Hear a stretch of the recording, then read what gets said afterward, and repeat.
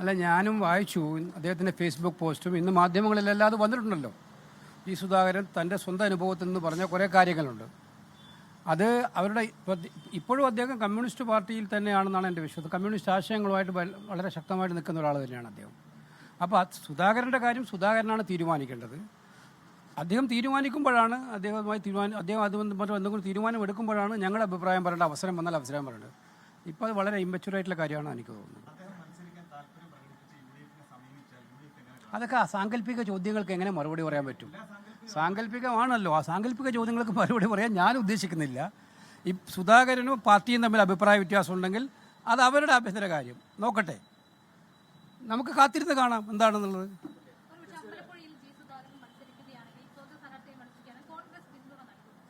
ആണെങ്കിൽ എന്നതിനെ കുറിച്ച് ഇപ്പം ഞാൻ അഭിപ്രായം പറഞ്ഞില്ല. ആണ് എന്നുള്ള കാര്യം വരട്ടെ, അപ്പോൾ നമുക്ക് തീരുമാനിക്കാം. ജി സുധാകരൻ വളരെ പക്വതയുള്ള, മെച്യൂറായിട്ടുള്ള, ഒരുപാട് അനുഭവ സമ്പത്തുള്ള രാഷ്ട്രീയ നേതാവാണ്. തീരുമാനങ്ങൾ എങ്ങനെ എടുക്കണം, ഏതെടുക്കണം എന്നും അദ്ദേഹത്തിന് ആരും പഠിപ്പിക്കേണ്ട കാര്യമുണ്ടെന്ന് എനിക്ക് തോന്നുന്നില്ല. അദ്ദേഹം വളരെ ഈ കാര്യങ്ങളിലൊക്കെ തന്നെ ഏറ്റവും കൂടുതൽ രാഷ്ട്രീയ, ഇപ്പോൾ ആലപ്പുഴ ജില്ലയുടെ നോക്കിൽ ഏറ്റവും കൂടുതൽ രാഷ്ട്രീയ പാരമ്പര്യമുള്ള നേതാക്കളുടെ മുൻനിരയിൽ നിൽക്കുന്ന ആളാണ് അദ്ദേഹം, ഏത് പാർട്ടി എടുത്ത് നോക്കിയാലും. അപ്പോൾ അങ്ങനെയുള്ള ഒരാളെ ഞാൻ രാഷ്ട്രീയം പഠിപ്പിക്കേണ്ട കാര്യമുണ്ടോ?